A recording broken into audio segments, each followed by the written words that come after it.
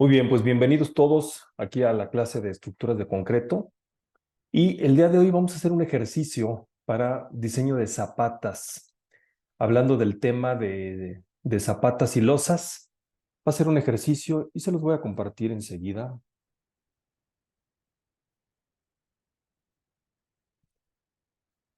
Este ejercicio, 250 kilos por centímetro cuadrado, que ya sabemos el F'C, no es precisamente la resistencia, sino que es el esfuerzo de ruptura en la prueba de carga de los cilindros, pero que a partir de ahí podemos determinar la resistencia del concreto. El Fy es el esfuerzo de fluencia del acero de las varillas corrugadas con la que vamos a reforzar o armar las zapatas.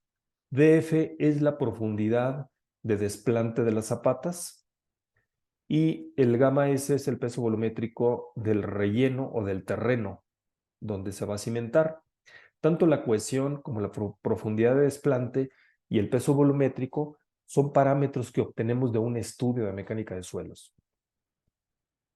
Nosotros, como en un proyecto estructural, lo que podemos hacer es evaluar las cargas, ¿sí? Determinar mediante un análisis estructural cuáles son las reacciones y complementar la información con la mecánica de suelos que nos la da el geotecnista, o si nosotros somos también los geotecnistas, obtener esa información de sondeos en el sitio, extracción de pruebas del terreno y pruebas de laboratorio con los cuales determinamos estas propiedades.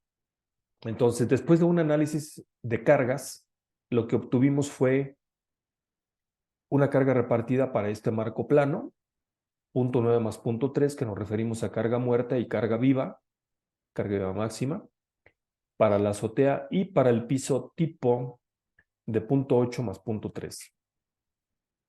La dimensión de las columnas 60 por 60, también no vamos a emplear ahorita tiempo para hacer el ejercicio completo y concentrarnos en lo que es el diseño de la zapata.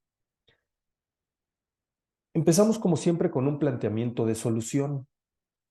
Les he comentado que para cualquier problema que ustedes tengan, empiecen por un primer inciso, que se refiere a plantear la solución, plantear los criterios, plantear qué información tienen y qué nos falta, de tal manera que podamos dominar o determinar exactamente cuál es el problema que hay que resolver y cómo lo vamos a resolver.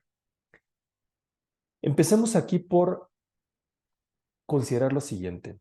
El diseño de la zapata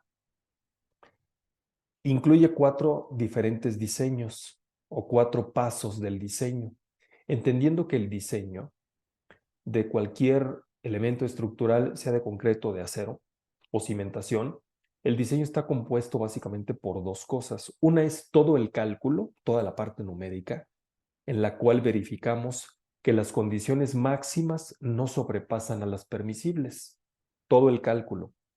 Y el segundo resultado, que es el que utilizamos para construirlo, pues son los planos.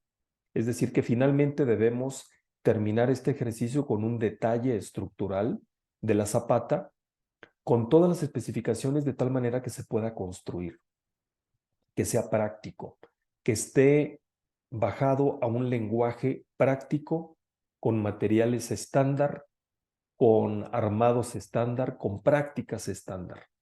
La teoría puede ser muy detallada y puede cumplir, pero nosotros como ingenieros debemos tener el criterio para poder traducirlo a un lenguaje estándar, tanto de materiales como de prácticas, y sobre todo entendible para el obrero que lo va a hacer, es decir, el albañil, el fierrero y el carpintero. El albañil lo que va a hacer es la excavación, los colados, el vibrado. El fierrero va a habilitar el armado, o sea, cortar las varillas, hacer los ganchos, los traslapes, amarrarlo, y el carpintero va a colocar la cimbra. Normalmente esa es la secuencia de actividades.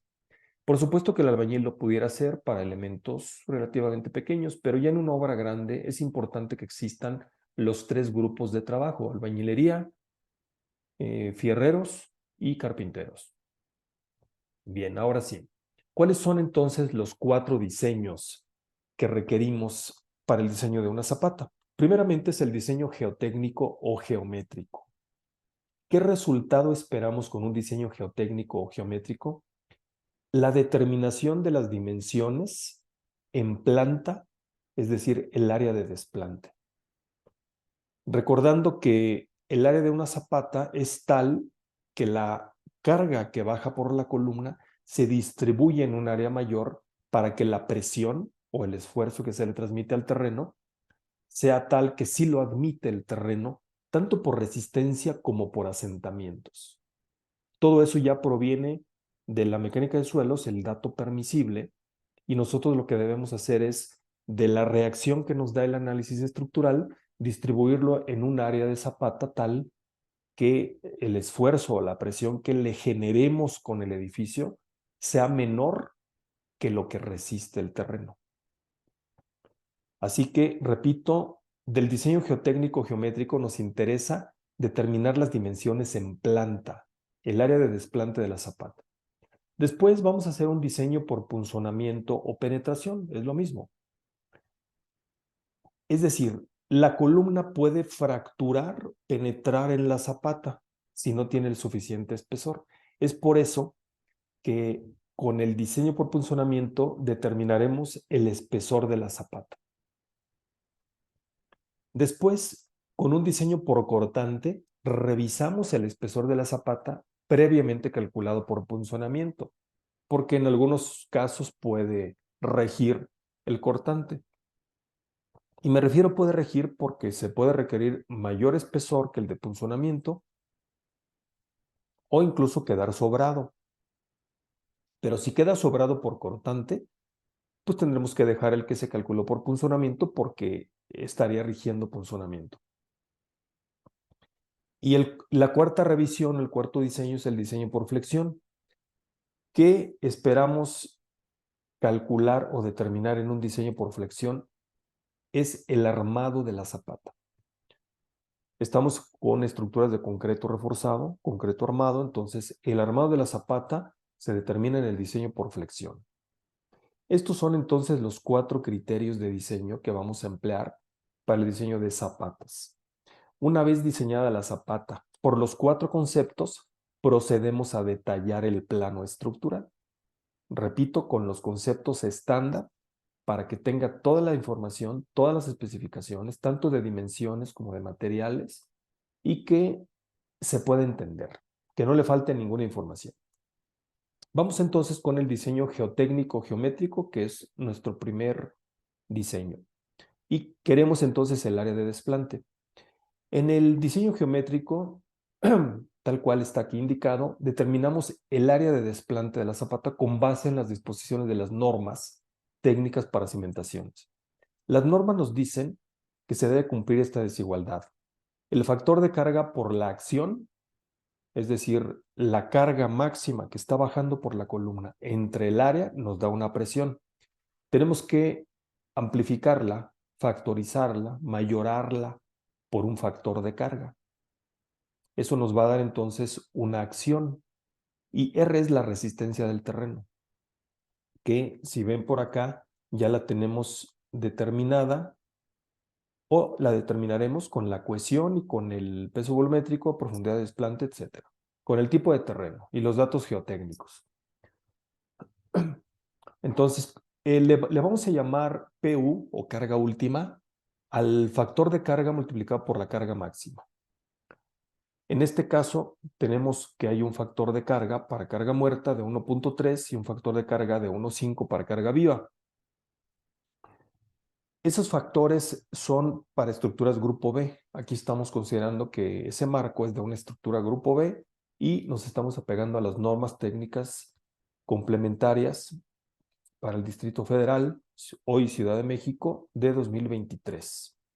La resistencia, si obtengo el dato proporcionado por las normas técnicas para cimentaciones, nos resulta esta expresión que está aquí. R es la resistencia, es la cohesión, que es el dato que obtuvimos de la mecánica de suelos, por un factor NC y por el factor de resistencia, que para el caso que nos recomiendan las normas es de 0.35 y le sumamos la presión que existe al nivel de desplante, que está formada básicamente por el peso volumétrico y la profundidad de desplante. Dijimos que se desplanta a 1.5 metros. Se desplanta a 1.5 metros, aquí está. Tenemos aquí la carga última, o sea, ya factorizada, tanto carga muerta como carga viva. Por eso es importante que la separemos, que la carga la separemos, porque sus factores de carga son diferentes. Y este es el detalle básicamente que vamos a utilizar para la zapata. Vean que tenemos aquí la columna, por ahí baja una carga, tenemos el terreno por acá, un firme de concreto que normalmente se coloca en la planta baja para poder apoyar el acabado de piso. El dado es un elemento de transición entre la columna y la zapata, de tal manera que exista una variación gradual en la dimensión de los elementos. La zapata es muy ancha, la columna es muy angosta, entonces el dado es una transición. Y la dimensión de 1.5 metros de desplante, df es profundidad de desplante, es justo al desplante de la zapata. Constructivamente tenemos una capa de concreto de 5 centímetros normalmente de espesor. Es un concreto pobre para hacer esa superficie, una plantilla, para hacer una superficie de trabajo. Se extiende un poquito hacia los lados, por eso está aquí. O sea, no está determinado, pueden ser 5 o 10 centímetros, un poco más. De tal manera que sí tengamos toda la superficie de trabajo y que podamos colocar el armado, colocar la cimbra y finalmente colar el concreto de esta zapata.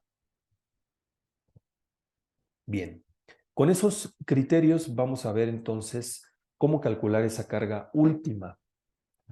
Primeramente, entender qué es el factor de carga multiplicado por la carga en sí. Y me voy por acá y haciendo algo muy objetivo, pero muy sencillo. Si tomamos como áreas tributarias, ¿están de acuerdo que a la columna del eje 2 le corresponde la mitad del tramo entre 1 y 2 y la mitad del tramo entre 2 y 3? Es decir, 4 metros a la izquierda de longitud de trave y de carga y 3 metros a la derecha. Es decir, 7 metros de trave con estas cargas en planta alta y 7 metros de trave con estas cargas en azotea. 7 metros, recuerden, o sea, 4 más 3. Y es justamente lo que tengo por aquí. Ven, 7 metros de la carga muerta, tanto de azotea está aquí, como de planta alta. Y 7 metros de la carga muerta, de la carga viva en planta alta y de la carga muerta en azotea. El factor de carga aquí está 1,5 para carga viva y 1,3 para carga muerta. Yo hago este producto, esta suma, y me da 21.77 toneladas. Entonces la carga última es 21.77 toneladas. Esa es la carga que baja y para esta condición, obviamente, en condiciones de sismo podrán cambiar. En un diseño lo que tengo que hacer es evaluar todas las condiciones de carga probables y tomar la mayor. Ya hemos hecho esos ejercicios. Ahorita nuestro objetivo es ver cómo es el proceso de diseño de una zapata y tomaré esta condición de carga, que no necesariamente es la que rige, pero nos sirve para ilustrar el proceso. Escribí esta ecuación que es la que nos indican las normas de cimentaciones. Y también cómo se obtiene el valor de NC, que es este factor que está aquí. NC se calcula con la expresión definida por Terzaghi, que es 5.14 por 1 más 0.25 df entre d más 0.25 b entre l. ¿Qué es B y qué es L? Pues son las incógnitas, es decir, es las dimensiones de la zapata. Voy a poner aquí. Son las dimensiones de la zapata en planta. Y precisamente son incógnitas, por lo que el proceso se hace iterativo proponiendo valores. Si suponemos una zapata cuadrada, pues entonces B es igual a L. El área es B por L. Entonces aquí van a ser, pues van a ser intercambiables, ¿sí? Si B es igual a L, pues esto se hace 1, aquí está la B, y DF ya hemos dicho que es la profundidad de desplante de la zapata. Entonces DF es 1.5, B y L son las dimensiones precisamente de lo que queremos calcular de la zapata y los demás son valores. Bien, aquí entonces el proceso es iterativo. No olviden, estamos ahorita en la parte del diseño geotécnico, Entonces, ¿de qué dimensiones tiene que ser la zapata para que pueda resistir esta carga? Pues vamos dándole valores. Y para eso hice una tabla por aquí, en la cual se los voy a comentar cómo está formulada esta tabla.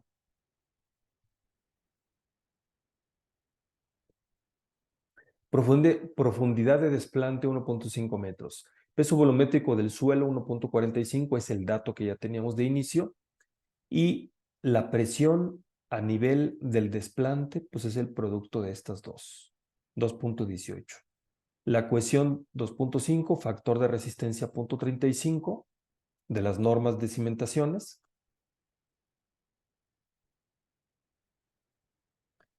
Y la PU, la carga última 21.77. Entonces, yo voy a poner aquí diferentes valores de B y de L y me queda un área.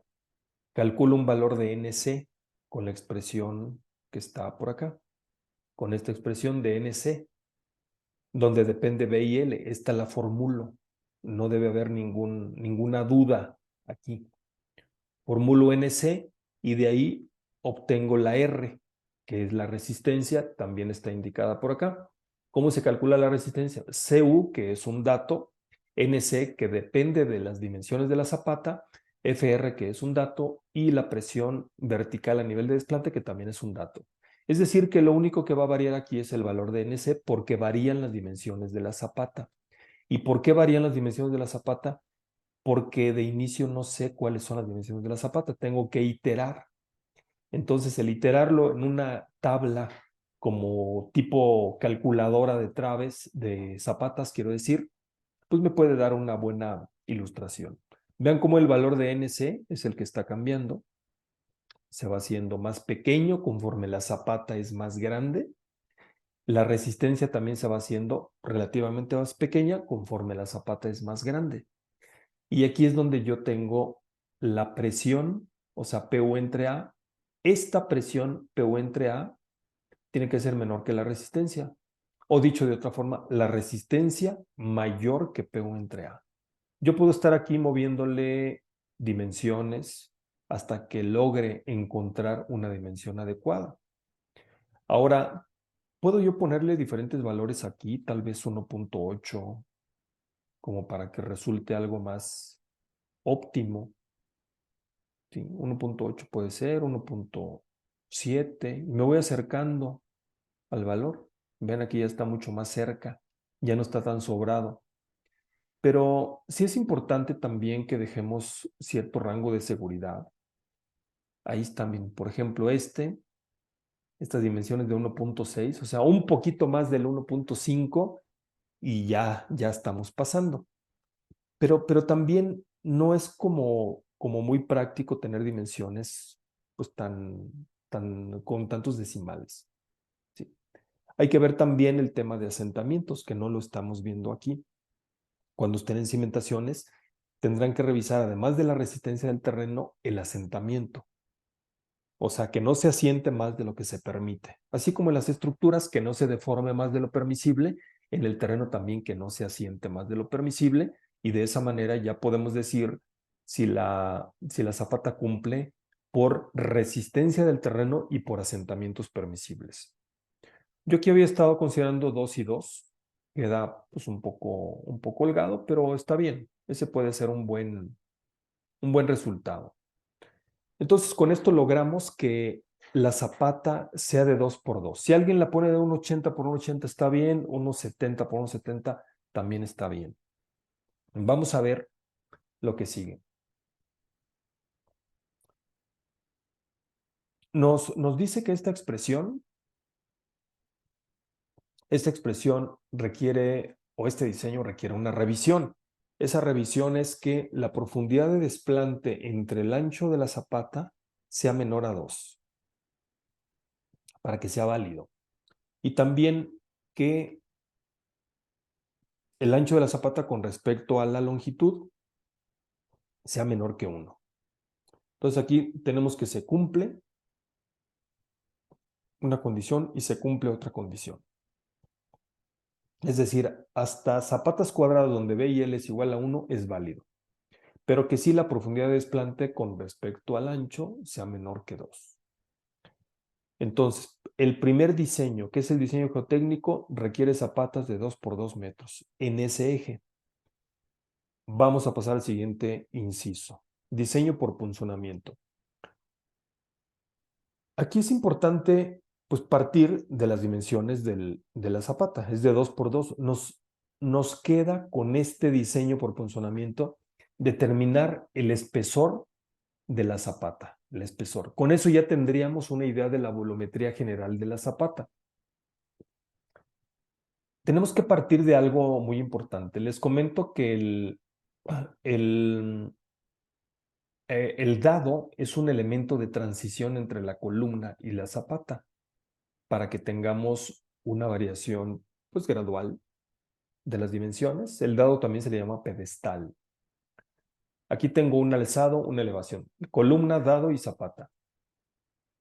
Con base en las dimensiones de la columna, que al principio se indicó que eran de 60 por 60, podemos proponer las dimensiones del dado dándole de 5 a 10 centímetros más en el perímetro de la columna.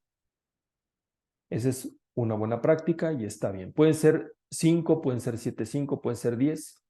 ¿Por qué 7,5 si es como muy fraccionario? Pues porque 7,5 de un lado y 7,5 del otro nos da 15, que ya son números cerrados. Entonces puede ser así también.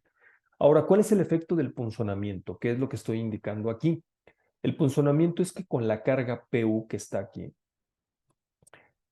y una insuficiencia en el espesor, tengamos estas fracturas. Esto es real, este es el tipo de falla por punzonamiento. Hay una fractura y se forma una especie de pirámide truncada de 4 lados. Una pirámide tal cual. De tal manera que, ¿quién provoca este efecto? Pues la carga PU, pero por debajo está la reacción del terreno. Digamos que la reacción del terreno ocurre de las alas de la zapata hacia arriba. Vamos nosotros a considerar lo siguiente. Esas fracturas que se forman es justo en la unión del dado con la zapata en la parte de arriba y se van aproximadamente a 45 grados. Es decir, que si yo tengo un peralte efectivo de la zapata, pues el mismo peralte efectivo es el que tenemos por acá. Esa pirámide truncada entonces tiene esos bordes inclinados a 45 grados, que para fines teóricos es exactamente 45 grados.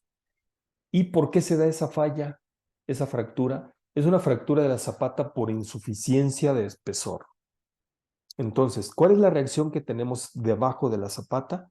Es la acción de la columna última, recuerden, ya factorizado entre el área. Es la presión o el esfuerzo que genera la zapata contra el terreno y a su vez el terreno con la zapata.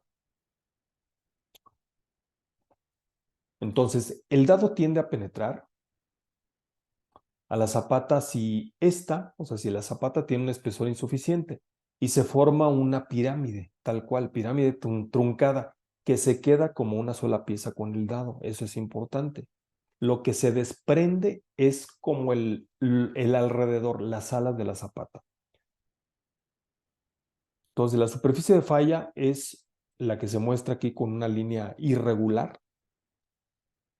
Esa es la superficie de falla real. Pero para fines de cálculo, los criterios de las normas técnicas mexicanas y de todo el mundo indican que es el equivalente a considerar una superficie de falla como la que está aquí, vertical, la de color verde. Esa es la superficie de falla supuesta para fines de cálculo. Y lo que se va a fracturar es la zapata en los 4 bordes, pero a una distancia de entre 2, o sea, la mitad. Ahí es donde se va a fracturar. Nuevamente aquí tengo que el D, el peralte efectivo, lo podemos calcular quitándole 5 o 6 centímetros al peralte total por cuestiones pues, de seguridad, aunque los recubrimientos pueden ser de menos dimensión, pero yo le puedo restar 5 o 6 centímetros al peralte efectivo para estar del lado de la seguridad. ¿Cómo es esa falla? Si ya la columna con el dado, que es una sola pieza, y parte de la zapata penetró, punzonó la zapata, lo que vamos a tener es esto que está aquí. Esta es la superficie de falla. La superficie de falla, digamos, cuando falló, o sea, no resistió, pero por eso es ahí. Superficie de resistencia. Si no resiste esa superficie, se fractura. Y vean cómo calculamos el área que está resistiendo o el área que falló. Es la dimensión del dado más D. Si me regreso por acá, ¿están de acuerdo? La dimensión del dado más D medios y más D medios es el equivalente a D. Lo que mide el dado más D para los 4 lados. Y en sentido vertical es D, o sea, el peralte efectivo. No H, sino también por factor de seguridad tomamos solo D. Esta es entonces la superficie que se va a fracturar si no resiste. Entonces es la superficie de resistencia. A esto le vamos a llamar A1 para ir en orden. A1, ¿cómo calculamos A1? Pues son 4 caras por lo que mide el dado más D y por D. Aquí está, dado más D en sentido horizontal y D en sentido vertical y por 4 caras. ¿Por qué por 4? Porque pues el dado es cuadrado. Si el dado fuera rectangular, entonces sacamos el área correspondiente a los 4 rectángulos. Ahora, ¿cuál es el esfuerzo resistente? ¿Cuánto resiste el concreto por punzonamiento, por penetración? Es una especie de fricción que se da, me regreso a esta figura, cuando actúa la carga y el peralte no es suficiente de la zapata, se fractura por aquí, pero finalmente es como una fricción. Entonces es una resistencia por cortante directo y las normas nos indican que el esfuerzo resistente por penetración o punzonamiento lo tomemos como tau, que es una T griega, raíz de F'C, tal cual. Por lo tanto, ¿cuál es la resistencia por penetración? Es el factor de resistencia por el esfuerzo resistente y por el área 1, que es toda esta área verde, las 4 caras, cuando ya falló, es que no resistió. ¿Cómo calcular la resistencia por penetración de la zapata? Fr por tau y por A1. Esa es una primera conclusión. Después, ¿cuál es la fuerza que genera la penetración? Porque en todo diseño, no olviden que es comparar la acción y la resistencia. Tiene que ser mayor la resistencia que la acción. Ya determinamos aquí la resistencia. Ahora determinemos la acción y para que podamos hacer esa comparación. ¿Cuál es la fuerza que produce o cómo calculamos la fuerza que produce la penetración del dado dentro de la zapata? No es como la total que baja por la columna. O sea, PU se distribuye aquí abajo. Pero lo que realmente está haciendo que la zapata o que el dado penetre en la zapata es lo que tenemos alrededor de esa pirámide truncada, porque lo que está en la pirámide truncada se queda como carga axial en el dado y en la columna. Entonces, más bien todo lo que está en las alas de la zapata, es lo que vamos a considerar que actúa para generar esa penetración. Por lo tanto, yo puedo calcular toda el área exterior. ¿Cómo la calculo? Pues ya sé las dimensiones de la zapata total, le resto dado más D por dado más D y puedo determinar cuál es el área. Y como ya tengo el esfuerzo que está generado aquí abajo de manera uniforme, lo multiplico y ya puedo obtener la carga que genera el punzonamiento. que si están de acuerdo es menor a PU. ¿Por qué? Porque parte de ese esfuerzo está aquí, en esa debajo de la pirámide truncada, que esa no tiene un problema de inestabilidad, o sea, ya quedó apoyada en el terreno. Y aquí está. ¿Cuál es entonces el área de carga? Todo el perímetro. Le resto lo de la pirámide truncada, que es dado más D por dado más D. Si fuera rectangular, es el mismo criterio, son las dimensiones las que cambian. Entonces, le voy a llamar A2 a esta área. ¿Cómo calculo A2? B por L, si fuera rectangular, menos dado más D al cuadrado. Dado más D, dado más D.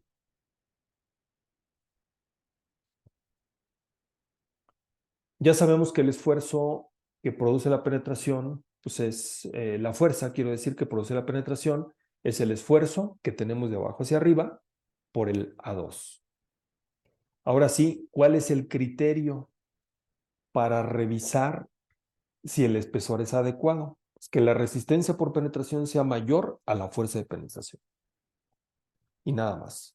¿Qué pasa si no se cumple? Pues tenemos que incrementar el espesor de la zapata y así hasta que pase. Hay una forma de poder resistir el funcionamiento, que es pues, poniéndole más armado, poniéndole incluso algunas vigas de acero, algunos elementos de acero. Pero lo más práctico, lo más económico, es que incrementemos el espesor. Prácticamente para fines constructivos, nos da lo mismo colar una zapata de 20 centímetros de espesor que de 25 o de 30. Por supuesto, es más concreto, el costo es mayor, pero aquí pues es lo que se necesita. Entonces, incrementemos el espesor de la zapata para poder verificar que se cumpla esta desigualdad. Y el incremento de las zapatas en cuanto a espesor, vamos a hacerlo en múltiplos de 5 centímetros. No es muy común una zapata de 27 centímetros de espesor. O sea, hagámosla de 30, 25, 30, 35, 40. ¿Hay zapatas de mayor espesor? Sí, depende de lo que se requiera por los efectos de penetración. Vamos a aplicarlo a nuestro caso. Se sabe como dato que las columnas son de 60 por 60. Fue un dato inicial en el ejercicio. Démosle entonces 7,5 y 7,5 a cada lado, es decir, 15 más. El dado es de 75 por 75. ¿Puede ser de 80 por 80? Sí, sí puede ser de 80 por 80. ¿Puede ser de 1 metro por 1 metro? Sí, aunque ya es como mucho. Se ve tal vez muy desproporcionado, pero entre 5 a 10 centímetros más de lo que mide la columna es una buena práctica. Entonces aquí nuestro objetivo es determinar el peralte de la zapata, el espesor. Entonces esa va a ser la incógnita. Si yo parto de esta expresión, puedo hacerlo pues ya sea por tanteos, como está aquí. Proponemos un peralte total de la zapata de 20 centímetros, espesor total, de tal manera que si yo calculo el peralte efectivo, le quito 6 centímetros y me queda el peralte efectivo 14 centímetros. ¿Cuál es el área 1? Es 4 veces lo que mide el dado más D. Ya tengo yo que el dado son 75 centímetros y D es 14 centímetros. Y por D.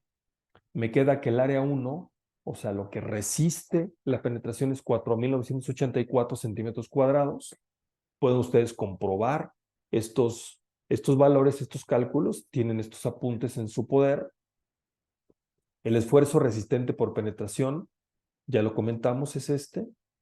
Y de aquí resulta que la resistencia por penetración es 59 toneladas. Eso es lo que resiste por penetración.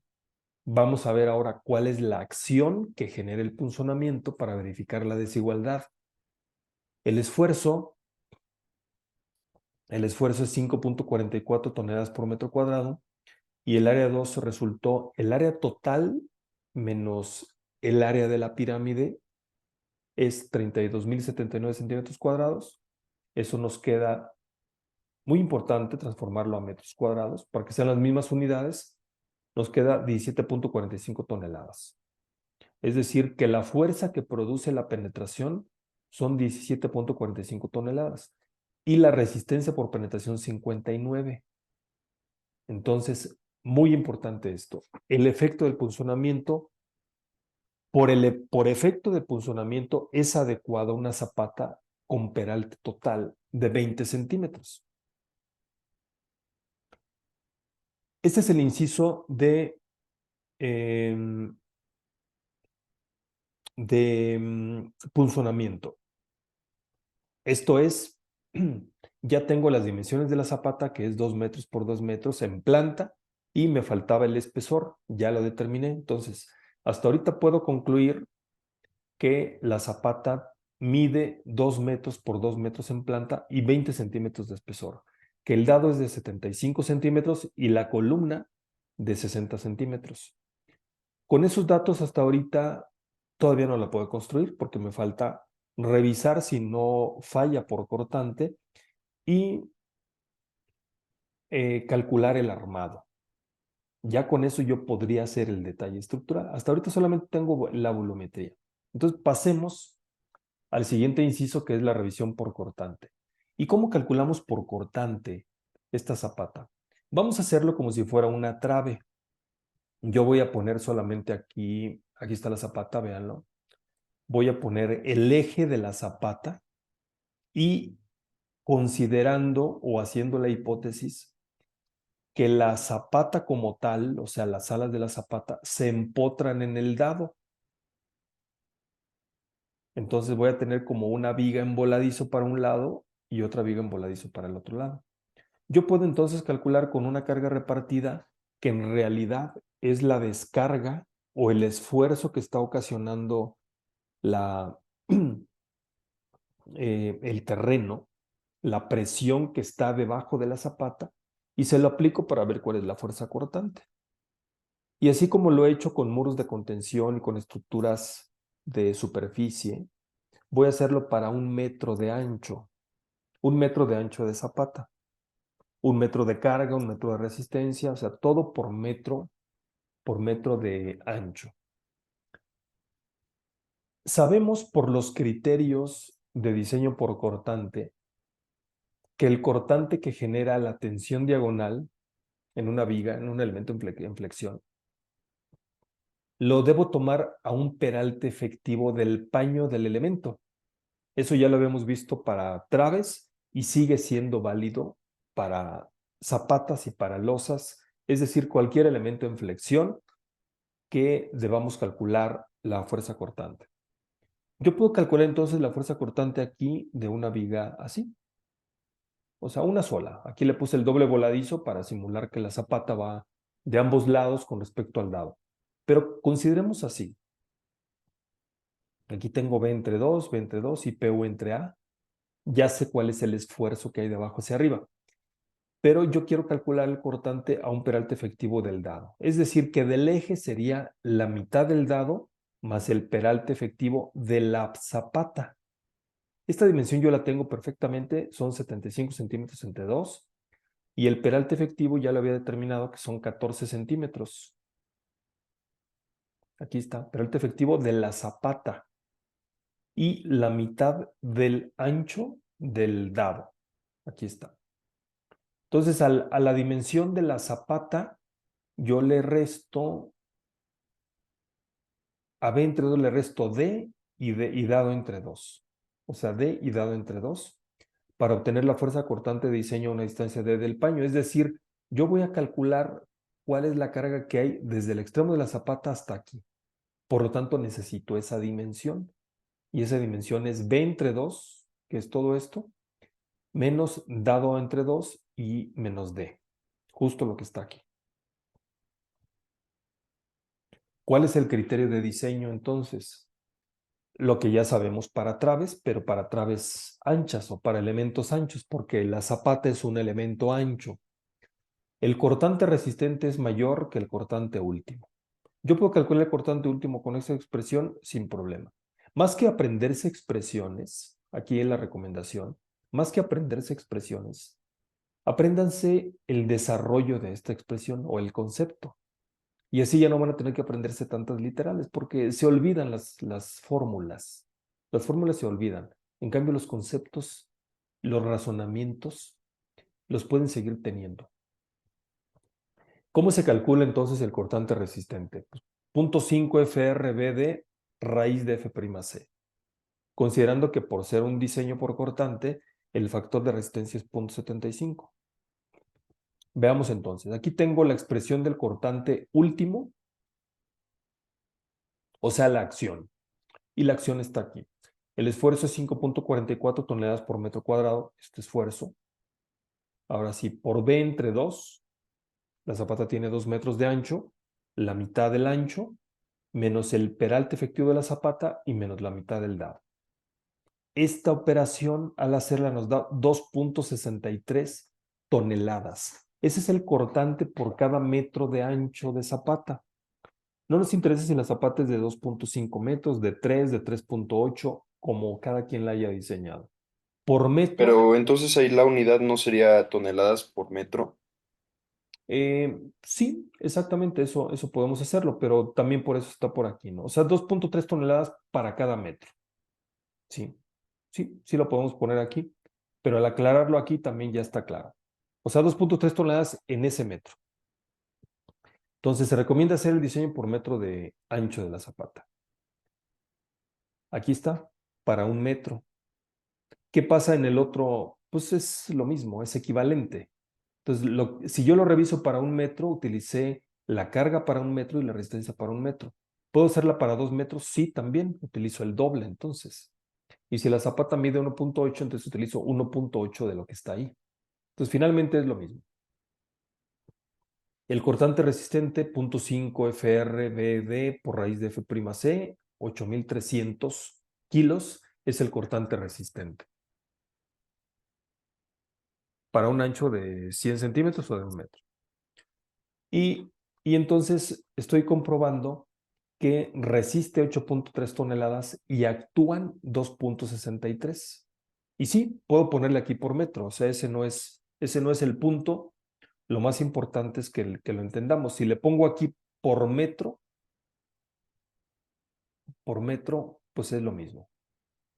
Ahí está. Entonces se comprueba, ¿qué estoy comprobando con esta revisión por cortante? Que el espesor de la zapata es correcto.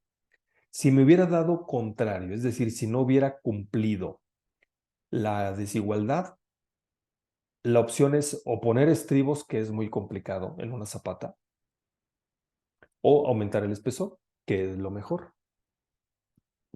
Entonces vean que los incisos que se refieren a punzonamiento y a diseño por cortante, en caso de que no pase, la solución es incrementar el espesor. Aquí estamos ya verificando con números que sí es adecuado los 20 centímetros. Bien, y pasemos finalmente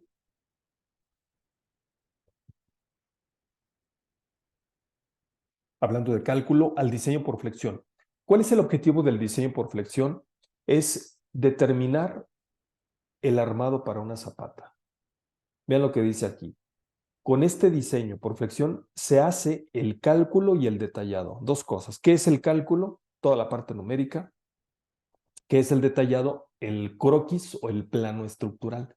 A eso le vamos a llamar detallado del armado de la zapata. Utilizamos la teoría por flexión y un modelo de cálculo como el que hicimos para cortante, es decir, este mismo. Vamos a considerar que las alas de la zapata, que son las que se flexionan, podemos calcular el momento flexionante como si estuviera empotrado en el eje del dado. Entonces yo tengo aquí forma de determinar el momento, que es W, o sea, la carga, por el claro al cuadrado entre 2.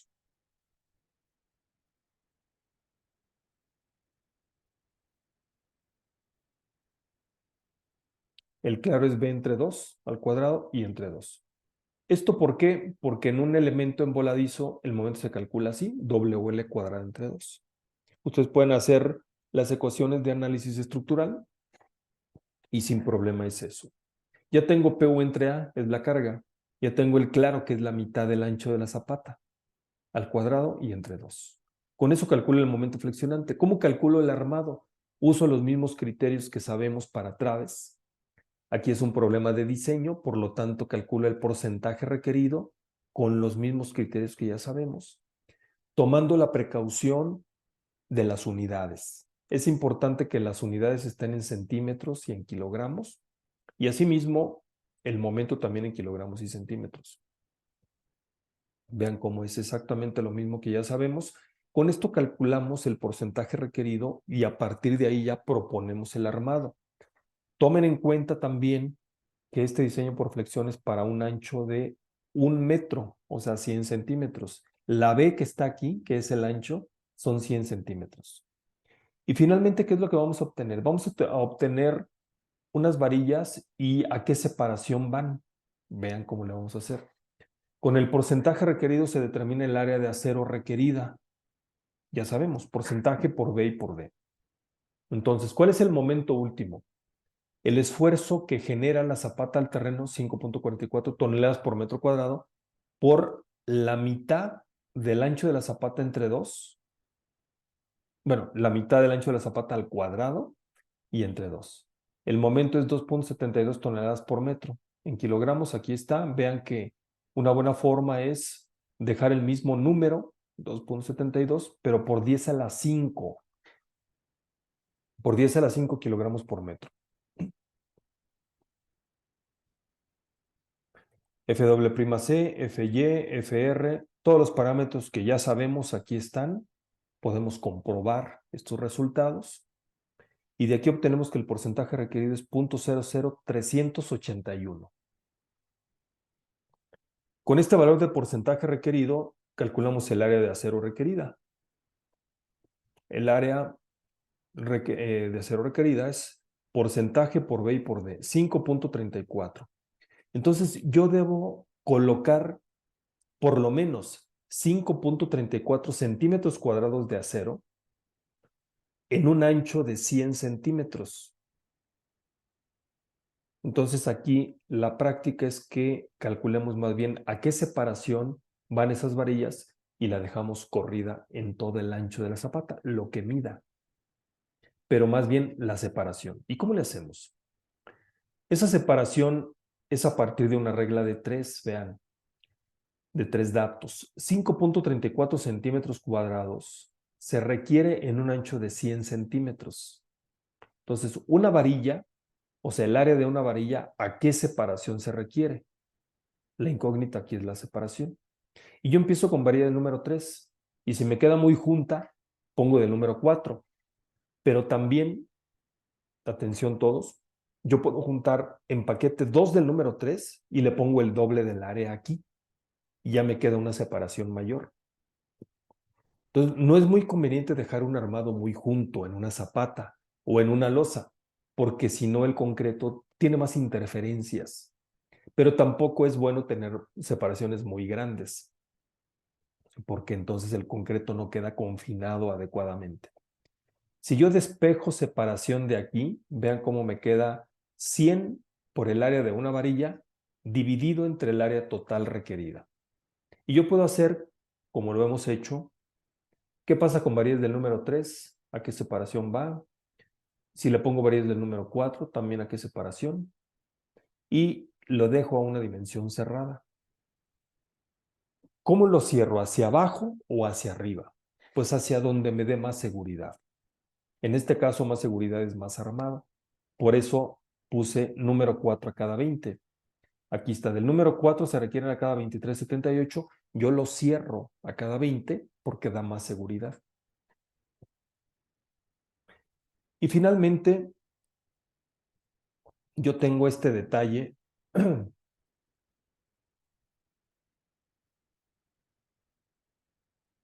Este es el plano estructural. Vean. Vamos a ir paso a paso con todos los detalles que están indicados aquí. Un plano estructural debe tener dimensiones, debe tener armados, hablando de concreto, y debe tener qué es cada elemento y si hay algún elemento que requiere un detallado especial, específico, lo ponemos aparte y aquí nada más le ponemos el nombre.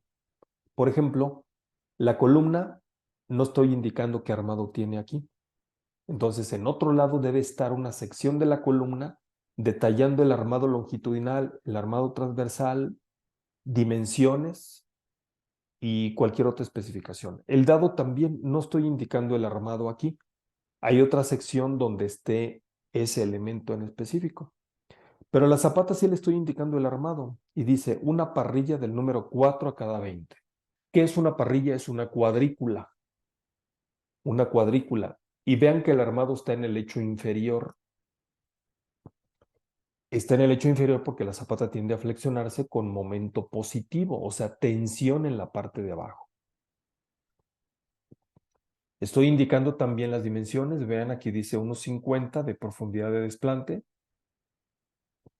La zapata con 20 centímetros de espesor. Y el ancho de la zapata de 2 metros. Aquí hay un pequeño error porque voy a modificarlo. La zapata sí tiene 2 metros de ancho, pero el dado son 75 centímetros.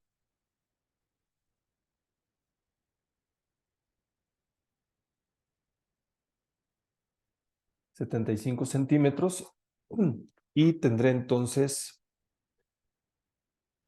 62,5 centímetros como ala de la zapata. 62,5 y vean que estoy utilizando ahora centímetros porque en un plano estructural es más común hacerlo en centímetros, nos da más precisión que si lo dejamos en metros. 62,5 centímetros.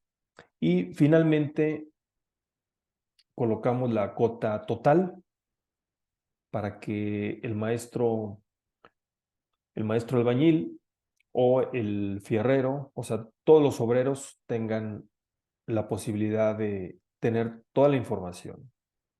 Es decir, que no estén haciendo sumas. 75 de dado, 62,5 de alas y 2 metros en total. Listo. ¿Qué más aquí podemos ver? Está indicada la plantilla de 5 centímetros y con un concreto de F'C de 100 kilos por centímetro cuadrado, que es un concreto utilizado para la plantilla. Es importante también temas constructivos, por ejemplo, que aquí hay un relleno compactado. Normalmente se le indica un grado de compactación con la prueba Proctor modificada, Proctor estándar, que normalmente puede compactarse a un 90 o 95% de su peso volumétrico seco máximo. También existe el firme de concreto, que es para tener pues, una superficie adecuada para recibir el acabado de piso. Ese firme de concreto puede estar reforzado con una malla electrosoldada o con un armado ligero, o sea, otra parrilla. Pero lo que es importante es que esté apoyado sobre un relleno compactado. Ese relleno compactado, la ventaja es que no va a tener un asentamiento considerable y que evite el dañar o fracturar tanto el firme como el acabado. Si el acabado va a ser un porcelanato, va a ser un mármol, un granito, pues entonces sí necesitamos que esté muy bien construido. Incluso cualquier acabado que se coloque. El acabado de piso muy importante. ¿Por qué es importante indicar el acabado de piso? Porque a partir de ahí están los niveles. Los niveles del proyecto arquitectónico se miden a los acabados. Entonces, no sabemos qué acabado es, le podemos preguntar al arquitecto, al diseñador, a quien esté llevando el proyecto. Normalmente nosotros como ingenieros pues no llevamos la parte de acabados, pero ahí es donde podemos indicarle, si ven, no está indicado el espesor del piso terminado. El constructor entonces tendrá que preguntar cuál es el espesor para que de ahí él disminuya o se baje de nivel y dejar el firme a la profundidad o al nivel que debe ser y de ahí para abajo. También es importante un tema constructivo aquí, una placa de poliestireno o celotex para poder aislar el firme, que es de concreto, con la estructura de cimentación, porque en caso de sismos, pues llegan a tocarse y puede dañarse un poco aquí en la unión, si lo dejamos junto. Una buena práctica es desligarlo, puede ser con poliestireno, puede ser con un celotex. Son materiales compresibles que van a tapar ese espacio, o sea, se va a ver que está unido, pero no está unido, sino que está junto, pero sí se puede tocar sin dañarse. Y finalmente así queda el resultado final. Esta zapata entonces cumple con características geotécnicas, el terreno no va a fallar, tampoco la zapata va a fallar por los 3 efectos conocidos, que es punzonamiento, cortante o flexión. Y finalmente lo tenemos todo de manera que se puede construir. Con esto entonces termino el diseño, los criterios de diseño para zapatas, desde el punto de vista un poco geotécnico, pero más hacia lo estructural. Eso ustedes lo pueden emplear para cualquier zapata aislada. Las zapatas corridas tienen un tratamiento similar, solo que no hay penetración, porque en una zapata corrida tenemos una contratrave que evita precisamente la penetración. Pero ahí se genera la flexión para poder calcular el armado y se genera el cortante para calcular el espesor. Bien, y con esto voy a dar por terminado este tema de diseño de zapatas y esta sesión del día de hoy. ¿Tienen algún comentario? ¿Alguna pregunta?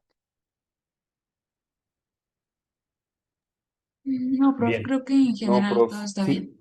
Bien. Este Todo bien, ejercicio prof. lo tienen en los apuntes, ya saben que ahí la recomendación sigue siendo siempre rehacer ustedes los ejercicios. Ahorita solamente lo vieron y lo entendieron, les aseguro, lo entendieron perfectamente. Les parece muy lógico y muy claro, pero el éxito va a ser que ustedes lo aprendan y solamente lo van a aprender haciéndolo. Y sobre todo dibujando. Aquí otra recomendación que yo les hago: traten de hacer todos los croquis a mano, de preferencia a mano alzada. Si los quieren hacer con regla, está bien, pero es como más laborioso. ¿Eso por qué? Porque nosotros como ingenieros, ustedes como ingenieros, futuros ingenieros, pues de pronto tienen que hacer un croquis. Están en una reunión y tienen que hacer un croquis. Y la verdad es que un ingeniero que llega a la obra y saca la regla y es muy tardado.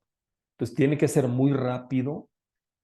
Hay que hacer trazos, practíquenlo, trazos muy firmes, muy decididos. Hagan esta zapata así a mano alzada. Guíense con los bordes de la hoja para que se vayan derechos, no se vayan así como que hacia arriba, pero todo es practicando. Practiquen ahorita que todavía les quedan unos pocos semestres, espero que sean pocos semestres, pero sí es importante que vayan como desarrollando ese hábito de hacer croquis. O en una reunión de oficina también es importante. Y pues la verdad no es como muy bueno que alguien que nos quiera explicar algo haga una zapatita así, ¿no? Muy tímida. O sea, extiéndanse. Ya les he comentado, extiéndanse, tomen una hoja grande y sin miedo a trazar para que puedan desarrollar ese hábito de expresarse de manera gráfica. Muy bien, si no hay comentarios, voy a cerrar aquí la sesión. Subo este video al canal de YouTube. Véanlo para cualquier aclaración, cualquier duda que tengan y de todos modos lo tienen en los apuntes. Y los veo pronto. Perfecto, prof. Nos vemos Cuídense el mucho. martes. Sí. Muchas Gracias. gracias.